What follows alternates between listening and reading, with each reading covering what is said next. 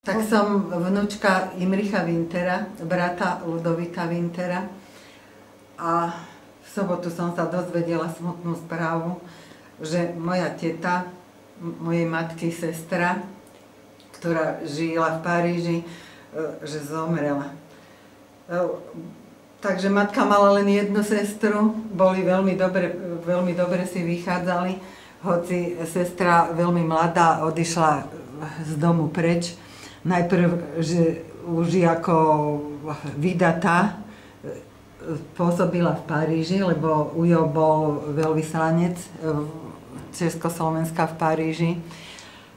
Narodili sa im z manželstva 2 deti. A potom, keď staršia sestranica mala 6 rokov, dostali sa do Prahy, kde žili, neviem, až do nejakých 60. rokov. Potom prišli do Bratislavy bývať. V Bratislave ujo robil šéfredaktora Revue slovenskej literatúry a moja teta prekladala, obidvaja výborne ovládali francúzsky jazyk a vlastne ujo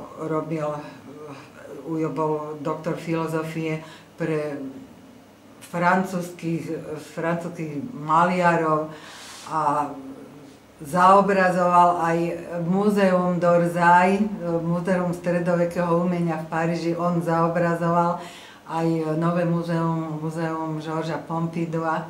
On umrel pred 12 rokmi a teta teda bohužiaľ teraz. Ja si na ňu veľmi pekne spomínam, chodievala sem za svojou mamou, teda za mojou babkou. Babka bola Maďarka. Ako sa volala vaša babička? Moja babička sa volala Marianna Sečkajová. Bola tu ako kúpeľná hostka, tu si ju môj dedo vyhliadol. Čiže Imrich si ju vyhliadol. Áno, Imrich Winter. Imrich Winter robil propagáciu piešťanských kúpeľov, staral sa o kultúru, golfové ihrisko založil. Proste on bol propagátor piešťanských kúpeľov. Piešťany bola, kedy mali také strediska v Berlíne, v Budapešti, vo Viedni. Mali propagačné kancelárie, kde propagovali všetko, čo piešťany akože mohli dať chorým ľuďom. No, teta teda skoro odišla z Piešťan, ale kým tu žila, tak mama spomínala, veľmi pekne spolu nažívali a už aj keď mama akože chodila s mojím otcom, tak ona chodievala s nimi, na rôzne výlety chodili. No potom ale jak si našla uja, tak ona odišla žiť do Prahy. No ešte musím spomenúť aj takú vec, že keď boli mladé, neviem, lebo mama je o 2 roky bola staršia, tak teta mohla mať 16, mama 18. A išli tak len z takej, by som povedala, len tak zo špasu išli k veštici. A tá im vyveštila, že sa im niečo strašné stane. No samozrejme, ako mladé dievčatá sa tomu smiali, ale nakoniec skutočne sa stalo, že v roku 1946 na jar táto moja teta v tej Prahe padla pod električku a tam jej električka aj prešla nohu, takže mala od kolena dole amputovanú nohu, ale s takouto amputovanou nohou sa vydala. Ten priateľ, pán Balo, ju nenehal a mali aj 2 deti, teda mám tam sestranice v Paríži. Čiže to bola veľká láska? To bola veľká láska, takže aj toto tej láske nevadilo, že prišla o tú nohu. Takže tým, že ona odišla potom s ním do Paríža, sme sa menej vydávali, ale o to vždy sme sa veľmi tešili na ich návštevy.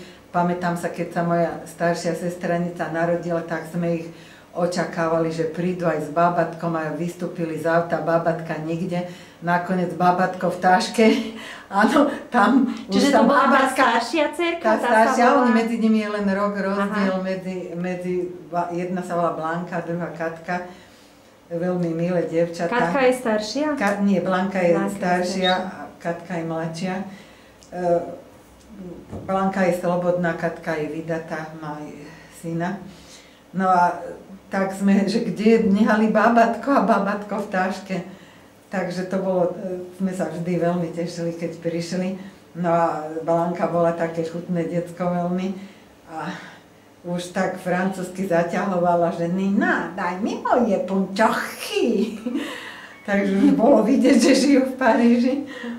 No, ale potom oni odišli do Prahy žiť a potom do Bratislavy a v 68. dostal Ujo ponuku pracovať v UNESCO.